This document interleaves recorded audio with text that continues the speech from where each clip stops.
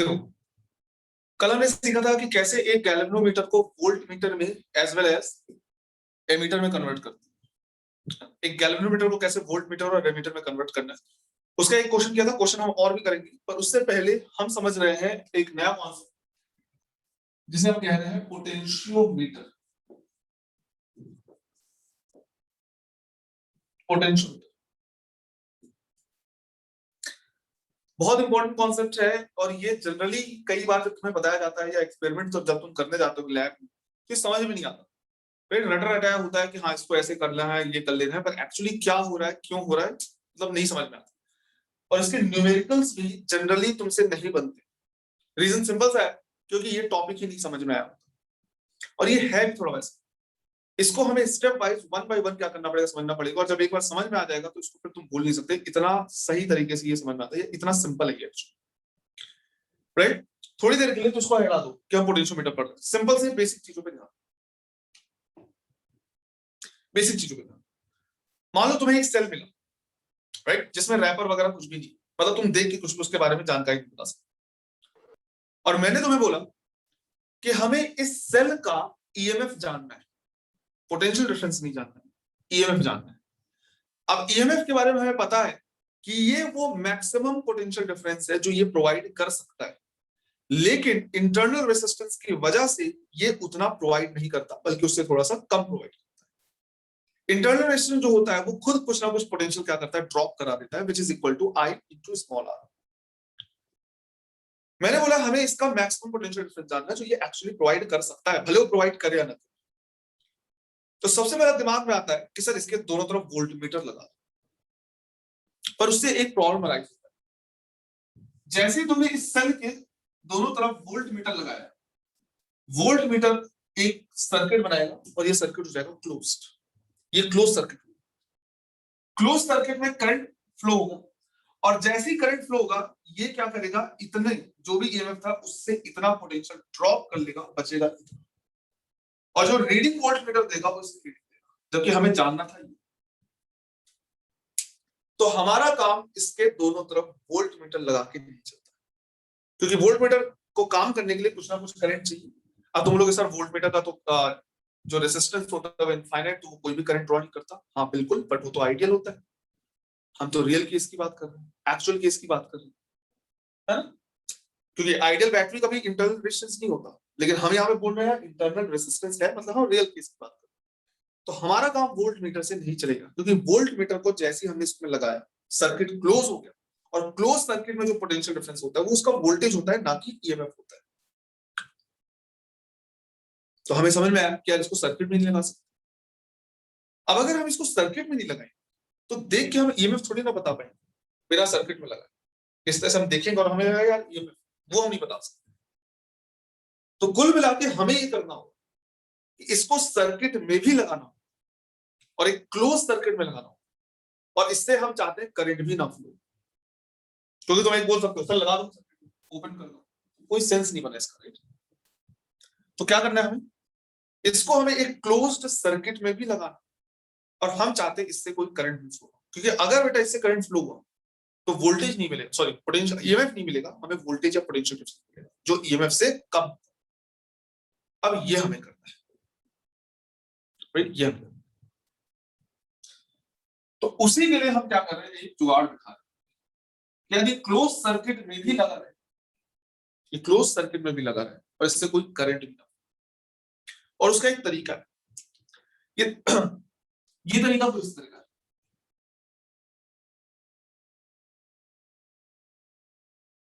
ये एक अपने आप में कंप्लीट सर्किट है। एक सेल यहां पे लगा दो और दूसरा सेल यहां पे लगा दो।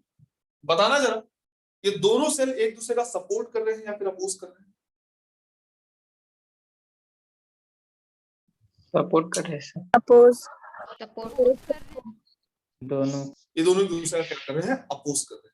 ये अपने आप में एक कंप्लीट सर्किट है, जिसमें से E1 चाहता है कि सर्किट में करंट फ्लो हो एंटी क्लॉकवाइज, जबकि E2 चाहता है सर्किट में करंट फ्लो क्लॉकवाइज। मतलब दोनों एक दूसरे का क्या कर रहे हैं, अपोज कर रहे हैं।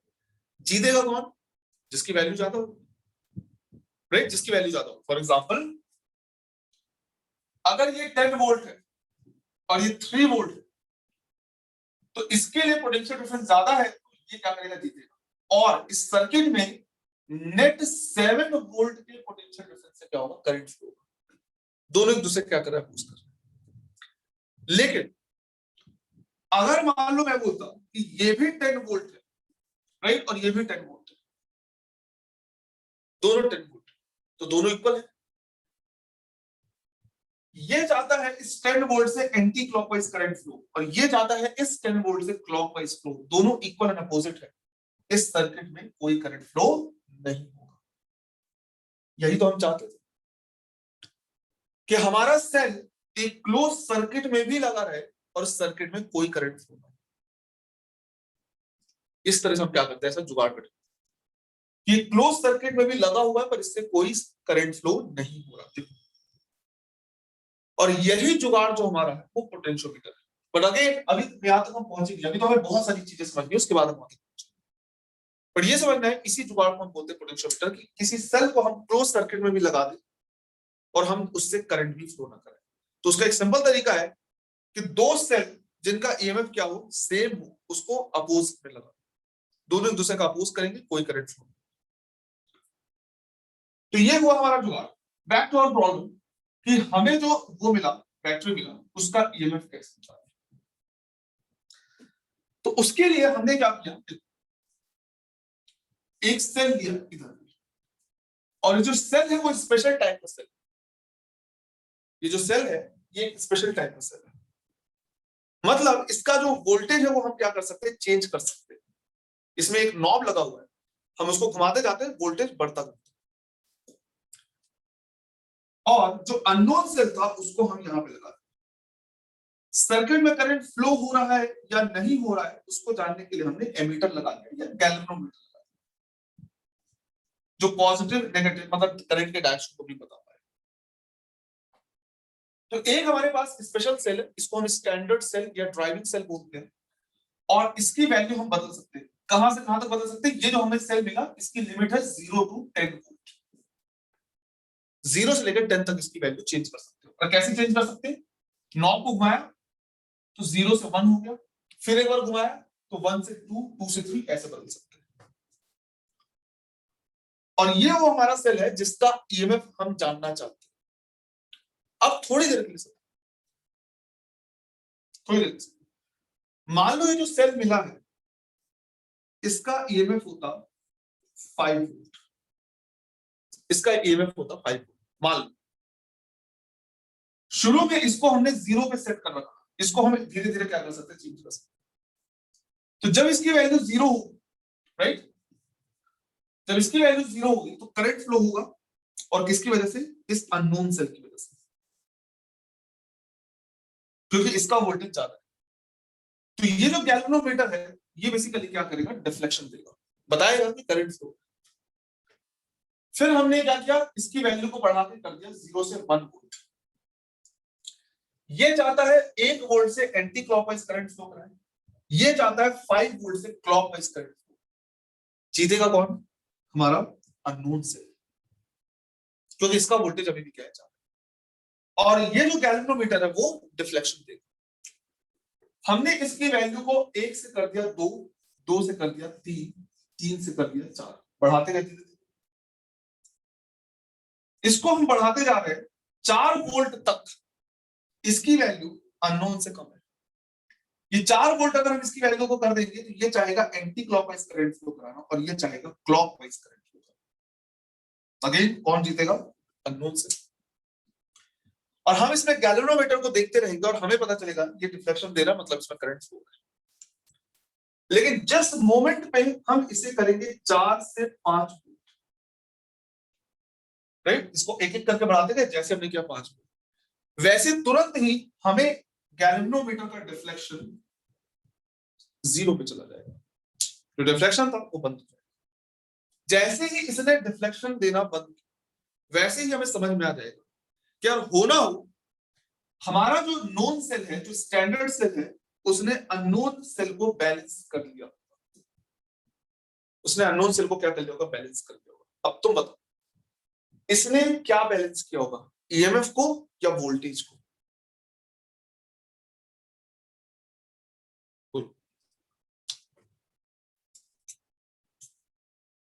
इसने क्या बैलेंस किया? जो 5 वोल्ट को बैलेंस किया, क्या बैलेंस किया? ईएमएफ बैलेंस किया है या वोल्टेज बैलेंस किया? वोल्टेज। वोल्टेज को सर। वोल्टेज। कैसे बेटा? क्योंकि एक ने वोल्टेज बोला तो बाकी सबको भी वोल्टेज ही बोलना है, वो तो बिल्कुल कॉमन सेंस है तुम्हारा। क्यों वोल्टेज कैसे बैलेंस किया ईएमएफ? सर क्योंकि जो करंट फ्लो होता है वो वोल्टेज के कारण फ्लो होता है, वी। लेकिन अभी तो जब बैलेंस हुआ तब तो कोई करंट फ्लो हो ही नहीं रहा।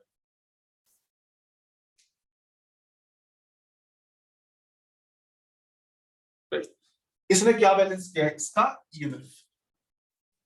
इस स्टैंडर्ड सेल ने अननोन सेल के ईएमएफ को बैलेंस किया है, क्योंकि जिस टाइम पे बैलेंसिंग हो रही, जब बैलेंस हुआ है तो उस टाइम पे सर्किट में कोई करंट फ्लो नहीं हुआ। अगर सर्किट में कोई भी करंट फ्लो नहीं हो रहा, इसका मतलब है ये पोटेंशियल ड्रॉप होने ही नहीं दे रहा। इसका इंटरनल रेजिस्टेंस जरूर है पर कोई भी पोटेंशियल डिफरेंस वहां पे या पोटेंशियल ड्रॉप नहीं हो रहा। तो पूरे इसके ईएमएफ को इसने क्या कर दिया? बैलेंस कर दिया। तो जैसे हमने देखा यार गैल्वेनोमीटर की रीडिंग कितनी हो गई? 0 हो गई। और कब हुआ है? 5 वोल्ट पे। इसका मतलब है होना हो इस अननोन सेल का ईएमएफ भी कितना होगा? 5 वोल्ट ही होगा, राइट? और वेरीफाई करने के लिए हमने इसको एक और बढ़ाया, 5 से कर दिया 6। इसको हमने क्या किया? 5 से बढ़ा के कर दिया 6।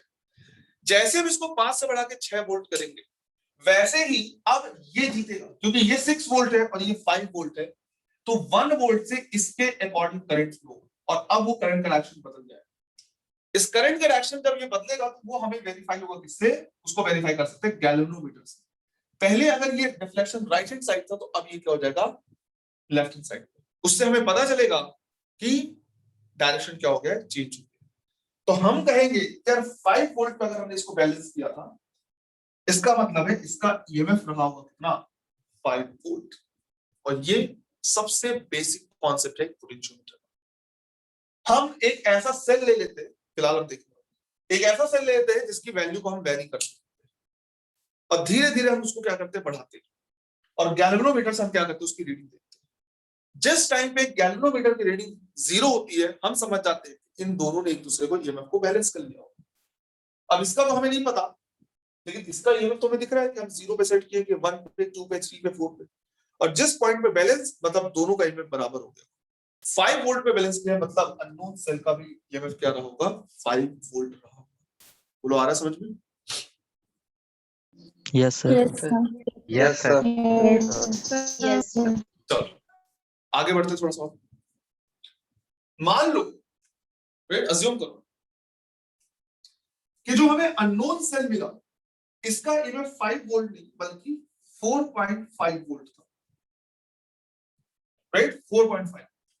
और जो हमारे पास अवेलेबल सेल है, राइट, ये जो अवेलेबल सेल है, इसके नॉब को तुम ऐसे ही बदल सकते हो। 0 से सीधा 1, 1 से सीधा 2, 2 से सीधा 3 जाएगा जो सेल हमारे पास। अब अगर इस सेल से, राइट, इस सेल से हम इसको बैलेंस करने की कोशिश करें तो देखो होगा क्या। पहले 0 पे था, ये 4 पॉइंट पे था, इसकी वजह से करंट फ्लो होगा, गैल्वेनोमीटर डिफ्लेक्शन देगा। इसको 0 से कर दिया 1 पे, अगेन ये 1 है, ये 4.5 है, इसके अकॉर्डिंग करंट फ्लो। फिर 1 से तुम 2, 2 से 3, 3 से 4, जैसे तुम 4 वोल्ट पे पहुंचे, ये 4 वोल्ट हो गया, ये अभी भी 4.5 वोल्ट, यही जीतेगा, इसकी वजह से करंट फ्लो, राइट, यही जीतेगा, इसकी वजह से करंट फ्लो होगा, गैल्वेनोमीटर डिफ्लेक्शन दे रहा होगा। जैसे ही तुम 4 से आगे बढ़ोगे तो सीधा आएगा क्या? 5 वोल्ट। जैसे तुमने नॉब को ऐसे टिल्ट किया, बदला, 4 से 5 वोल्ट किया, वैसे ही अब इसके अकॉर्डिंग करंट फ्लो होने लगेगा, क्योंकि ये ज्यादा हो गया, ये कम।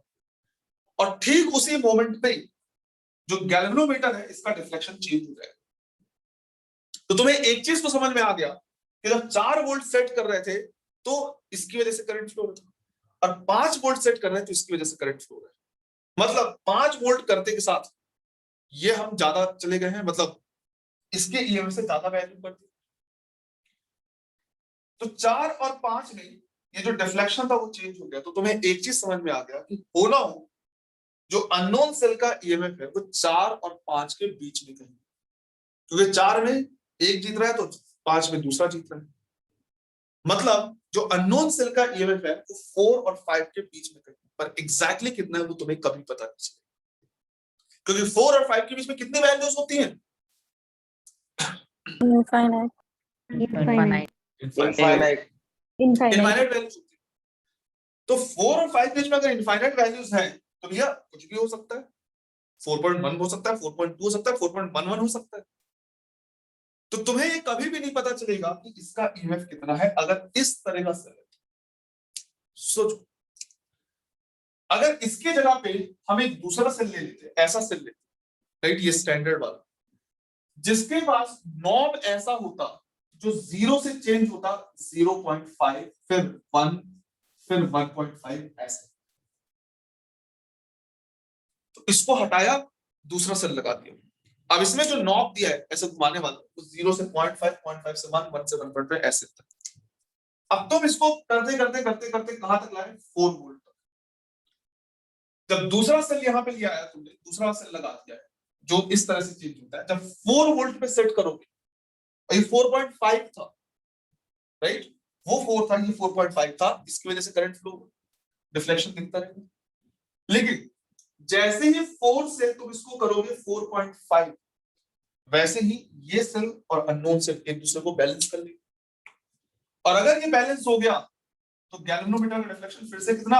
0। तुमने देखा यार 0 डिफ्लेक्शन हो गया, इसका मतलब है इन दोनों ने एक दूसरे को बैलेंस कर लिया, और वो बैलेंसिंग कितना है? 4.5 पे हो रहा है। तो तुम कंक्लूजन निकाल सकते हो कि होना अननोन सेल भी कितना होगा? 4.5 होगा। तुम चाहो तो इसके आगे बढ़ा सकते हो, जैसे तुम इसको 5 वोल्ट करोगे अब ये ज्यादा होगा, और करंट का डायरेक्शन फिर से क्या होगा? चेंज होगा। तो तुम आंसर दे सकते हो 4.5 वोल्ट क्या है इसका ईएमएफ है।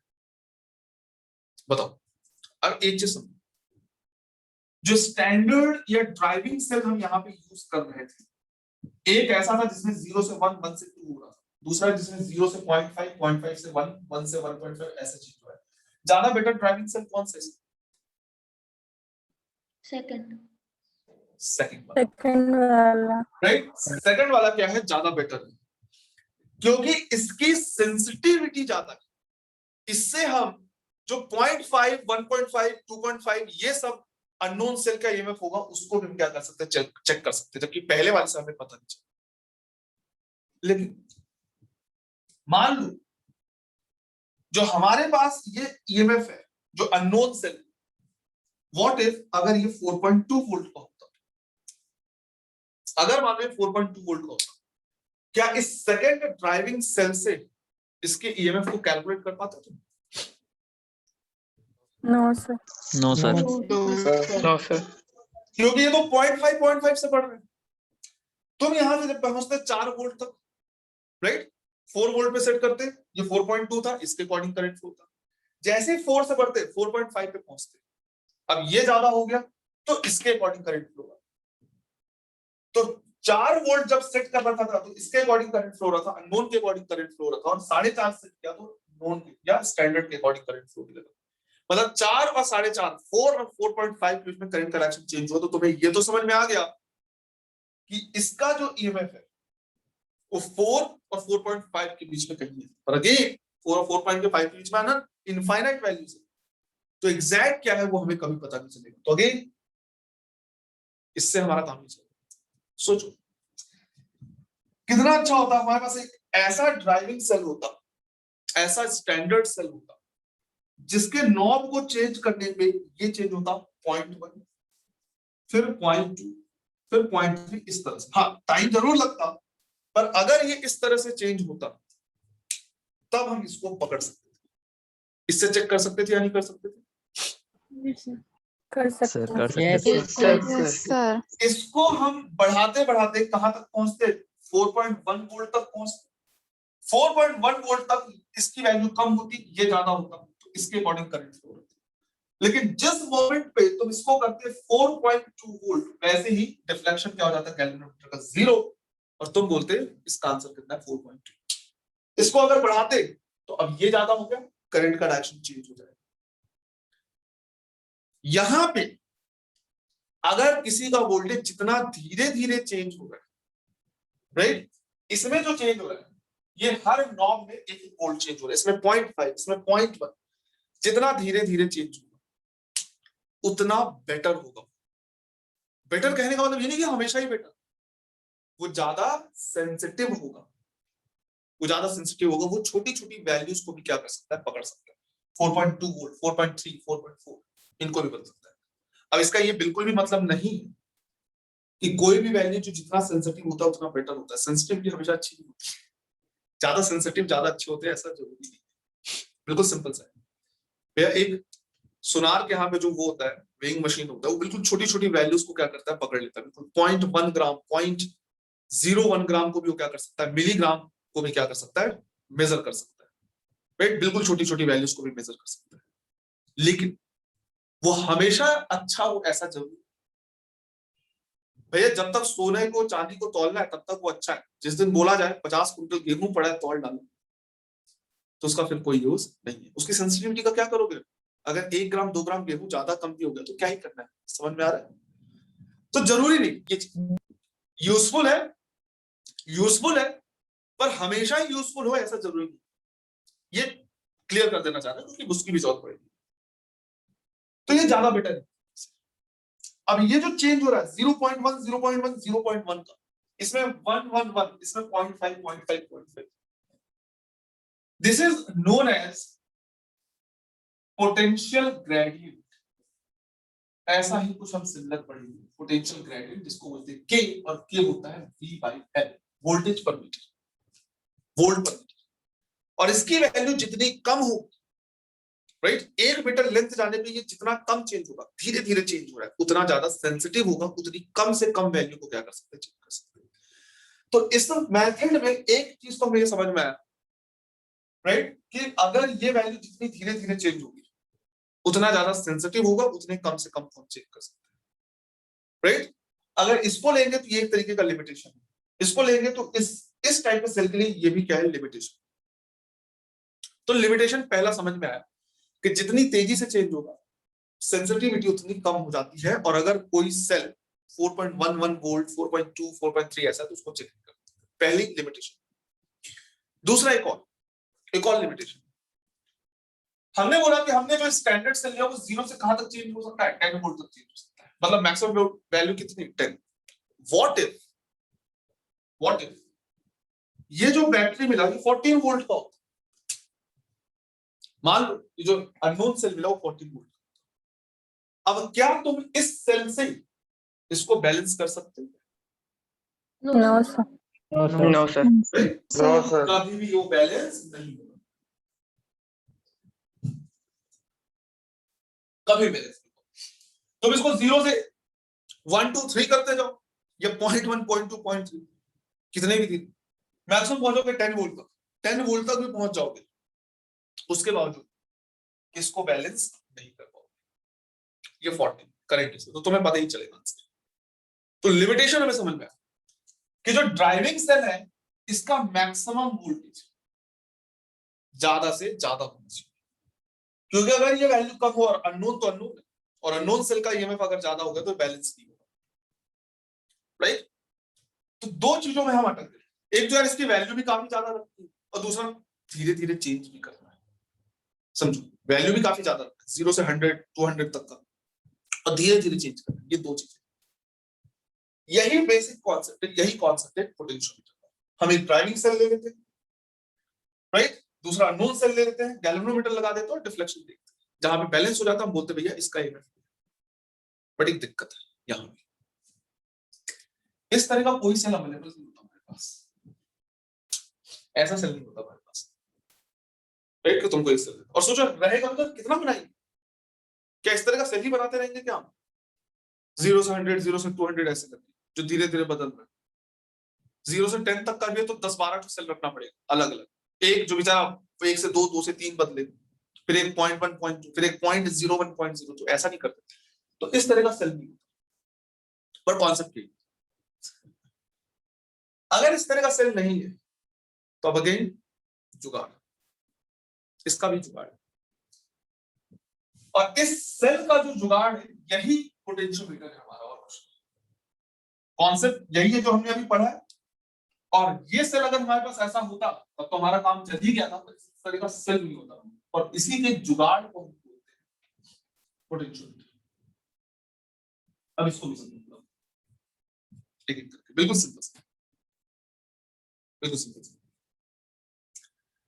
जिस तरह से मीटर बेस था और एक लकड़ी का टुकड़ा था, बिल्कुल उसी तरह से पोटेंशियोमीटर में एक लकड़ी का टुकड़ा लिया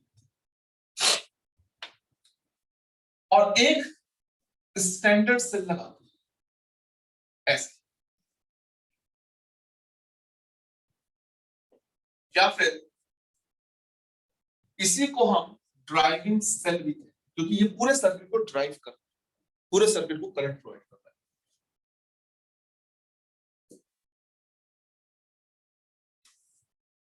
यहां जो ये पूरा का पूरा होता है, यहां पे हम क्या करते हैं, प्लेट लगा देते हैं। और प्लेट इसलिए लगा देते हैं ताकि हम कहें इस प्लेट का कोई रेजिस्टेंस नहीं है, तो ये जो पूरा प्लेट है इसका कोई रेजिस्टेंस हम कंसीडर नहीं करते। जो कंसीडर करते हैं वो सिर्फ और सिर्फ यहाँ पे वायर का, इस पॉइंट से इस पॉइंट तक, जैसे ए से लेके बी तक हम क्या करते हैं, एक वायर लगा देते हैं और सिर्फ इसका रेजिस्टेंस हम देखते हैं। यहाँ पे 2-3 सेल क्यों लगाया हुआ है तुम कुछ समझ रहे हो। जितना ज्यादा सेल होगा इतनी ज्यादा वैल्यू होगी वोल्टेज का, जितनी ज्यादा वोल्टेज होगी तब तो हम अननोन को कैलकुलेट कर पाएंगे। कहीं ऐसा नहीं होना चाहिए अननोन 10 वोल्ट और यहाँ पे 2 वोल्ट लगा के तुम बैलेंस करने की कोशिश करो, होगा ही नहीं। इसलिए प्रिकॉशनरी हम यहाँ पे नॉर्मली क्या करते हैं, सेल ज्यादा लेते हैं या वोल्टेज ज्यादा लेते हैं। अब वैल्यू देते हैं। इमेजिन करो कि भाई ये जो सेल हमने लगाया है ये है 50 वोल्ट का। अभी जो हमने सेल लगाया वो कितना है, 50 वोल्ट। इस वायर का और इस वायर का कोई रेजिस्टेंस नहीं है, तो रेजिस्टेंस एक ही बचा, ए से लेके। अगर सिर्फ और सिर्फ इसका रेजिस्टेंस है, इसका मतलब ये है कि अकेला ही पूरा 50 वोल्ट क्या करेगा, खाएगा, पूरा 50 वोल्ट कंज्यूम करेगा, राइट। पूरा 50 वोल्ट इसके क्रॉस पोटेंशियल डिफरेंस होगा। यहां पे अगर हम देखें तो इस पॉइंट का पोटेंशियल होगा 50, इस पॉइंट का पोटेंशियल होगा 0। और जैसे जैसे हम आगे जाते जाएंगे तार का लेंथ बढ़ता जाएगा, वायर का लेंथ बढ़ता जाएगा, रेजिस्टेंस बढ़ता जाएगा, उतना वो पोटेंशियल कंज्यूम करता जाएगा और आगे जाते जाते पोटेंशियल की वैल्यू कम होती जाएगी। तो इस पॉइंट का पोटेंशियल 50 है, इस पॉइंट का पोटेंशियल 0 है, डिफरेंस नहीं बोल रहा। और इन दोनों के बीच का पोटेंशियल डिफरेंस 50। जैसे ही थोड़ा आगे गए पोटेंशियल ड्रॉप होगा, बचेगा कितना, 40। थोड़ा और आगे गए 30, थोड़ा और आगे गए 20, थोड़ा और आगे गए 10, और फाइनली 0 हो गया। तो सिर्फ 40 बोलूं तो ये हो जाएगा 40 वोल्ट पोटेंशियल, सिर्फ 20 बोलूं तो ये हो जाएगा 20 वोल्ट पोटेंशियल, और दो पॉइंट के बीच में बोलूं तो मैं बोलूंगा 10 वोल्ट का पोटेंशियल डिफरेंस। इन दो पॉइंट्स के बीच में 20 वोल्ट का, इन दो के बीच में 30, इन दोनों के बीच में 10 का, वो तो पोटेंशियल और पोटेंशियल डिफरेंस। तो जैसे जैसे हम आगे बढ़ते जाएंगे वैसे वैसे पोटेंशियल ड्रॉप होता जाएगा और पोटेंशियल की वैल्यू कम होती जाएगी। अब मैंने कहा जो अननोन सेल है उसको एक यहां से मैंने सर्किट में इस अननोन सेल को लगाया, इससे गैल्वेनोमीटर को लगा दिया और इसके आगे एक जॉकी लगा दिया। ये हमारा अननोन सेल, ये हमारा क्या है, अननोन सेल। अब इमेजिन करो क्या ये जो अननोन सेल है ना, ये 30 वोल्ट का, ये है क्या 30 वोल्ट का। अब हम करते हैं कि इस जॉकी को ऐसे उठाते हैं, यहां पे रखते हैं और इसको धीरे धीरे धीरे धीरे आगे की तरफ स्लाइड करते हैं ऐसे। यहां से हमने स्लाइड करते हुए इसको हम यहां पे लिया, यहां पे। जैसे ही इस जॉकी को हम यहां पे रखेंगे ये एक कनेक्शन, राइट। ये अपने आप में एक सर्किट हो गया, ये वाला पार्ट, ये वाला पार्ट, जिसमें हमारा अननोन सेल चाहता है कि करंट ऐसे फ्लो इस तरह से क्लॉकवाइज, राइट, क्योंकि इसका हाई पोटेंशियल है, लो पोटेंशियल, ये चाहता है क्लॉकवाइज। लेकिन ध्यान से देखो इस पॉइंट का पोटेंशियल है 50, इस पॉइंट का पोटेंशियल है 40, तो यहां से लेके यहां तक का पोटेंशियल डिफरेंस कितना, 10 वोल्ट। पोटेंशियल डिफरेंस कितना, 10 वोल्ट। ये जो वायर है बेटा, ये वाला, ये अपने आप में एक सेल की तरह बिहेव कर रहा है। और क्यों बिहेव कर रहा है, क्योंकि इस वायर का एक एंड है 50 वोल्ट पे और दूसरा है 40 वोल्ट। तो ये सेल इधर पे हाई पोटेंशियल हो गया और इधर पे लो पोटेंशियल। तो ये जो सेल सॉरी ये जो वायर है अपने आप में एक 10 वोल्ट के सेल की तरह बिहेव करता है। 50 और 40 का डिफरेंस कितना होता है 10, तो 10 वोल्ट के सेल की तरह बिहेव करता है। सिंस इसका हाई पोटेंशियल इधर है, लो पोटेंशियल इधर, राइट, ये हो गया हाई पोटेंशियल, ये हो गया लो पोटेंशियल। ये चाहता है करंट ऐसे फ्लो एंटी क्लॉकवाइज। तो जो वायर है वो चाहता है करंट एंटी क्लॉकवाइज फ्लो हो, जो अननोन सेल है वो चाहता है करंट क्लॉकवाइज फ्लो। कौन जीतेगा? Unknown cell. unknown अननोन जो सेल है वो क्या है? अननोन सेल है। और जैसे हमें पता चला अननोन सेल है, हमें करंट उसमें करंट फ्लो होगा और गैल्वेनोमीटर डिफ्लेक्शन देगा। हम इसी जॉकी को ऐसे खिसकाते हुए आगे की तरफ ले जा रहे हैं, है ना, धीरे धीरे आगे की तरफ ले जा रहे हैं। अब हम इसमें हमने क्या किया, इस जॉकी को टच करा है कहां पे? इस पॉइंट पे। तो देखो समझो इसको, पॉइंट का पोटेंशियल कम होता जा रहा है। जैसे जैसे हम आगे की तरफ जा रहे हैं इसका खुद का पोटेंशियल कम होता जा रहा है, लेकिन पोटेंशियल डिफरेंस बढ़ता जा रहा है। अब इस पॉइंट से लेके इस पॉइंट तक का जो पोटेंशियल डिफरेंस हो गया वो कितना हो गया? 20 वोल्ट। 20 volt, right, 20 volt. तो इसका पोटेंशियल डिफरेंस हो गया 20 वोल्ट। हमारे पास जो है वो है 30 वोल्ट। कौन जीतेगा आगे? Unknown cell. unknown और करंट फ्लो का अननोन सेल के अकॉर्डिंग, क्योंकि ये चाहता है एंटी क्लॉकवाइज, ये चाहता है क्लॉकवाइज। देखो वैसी सिचुएशन आ गई, ये उतना ही था, हम उसकी वैल्यू को धीरे धीरे बढ़ा रहे थे जो हमारे पास स्टैंडर्ड सेल था। अब यहाँ पे भी वैसे ही काम हो रहा है, जैसे जैसे हम जॉकी को आगे की तरफ लेके जा रहे हैं धीरे धीरे, वैसे वैसे ये जो वायर है इसका पोटेंशियल डिफरेंस बढ़ता जा रहा है। इसको जब मैंने बिल्कुल यहाँ पे रखा था तो 0 था, फिर जैसे जैसे धीरे धीरे आगे जा रहे हैं वैसे वैसे वायर का खुद का पोटेंशियल कम हो रहा है पर पोटेंशियल डिफरेंस बढ़ता जा रहा है। यहाँ पे पहुंचा 10 हो गया, 15, 20। समझ में आ रहा है? Yes sir. yes sir तो जैसे वहां पे जैसे वो स्टैंडर्ड सेल काम कर रहा था वैसे ही ये वायर काम कर रहा है। फिर इसको धीरे धीरे हम आगे की तरफ बढ़ाते जा रहे हैं और हम डिफ्लेक्शन पे ध्यान दे रहे हैं। डिफ्लेक्शन अभी भी मिल रहा है। करते जैसे ही हम इस जॉकी को यहाँ पे टच कराएंगे, जैसे हम उसे क्या करेंगे, उस पॉइंट पे टच कराएंगे, डिफ्लेक्शन कितना हो जाएगा? 0 राइट, डिफ्लेक्शन हो जाएगा, राइट, सिंपल। फिर जैसे हम यहाँ पे पहुंचेंगे वैसे ही ये पॉइंट का पोटेंशियल है 50, इस पॉइंट का पोटेंशियल है 20, तो पोटेंशियल डिफरेंस हो गया कितने का? 30 वोल्ट का। 30 पोटेंशियल डिफरेंस हो गया 30 वोल्ट, राइट। ये 30 वोल्ट से जाता है एंटी क्लॉकवाइज, ये 30 वोल्ट से जाता है क्लॉकवाइज, दोनों इक्वल एंड अपोजिट है। इसकी रीडिंग कितनी? 0। और जैसे ही रीडिंग हमें 0 मिलेगा हम समझ जाएंगे कि इस वायर का पोटेंशियल डिफरेंस अननोन के बराबर हो गया होगा, हम वहां से आंसर दे देंगे। हम देखेंगे क्या यहाँ का क्या है 50 है, यहाँ का पोटेंशियल कितना है 20 है, मतलब डिफरेंस कितना 30 वोल्ट। और 30 वोल्ट में करंट फ्लो नहीं हो रहा, मतलब होना हो अननोन सेल का ईएमएफ कितना रहा होगा? 30 वोल्ट। 30 समझ में आया यहाँ तक? Yes sir. Yes sir. But यहाँ भी एक दिक्कत है, यहाँ भी एक दिक्कत है।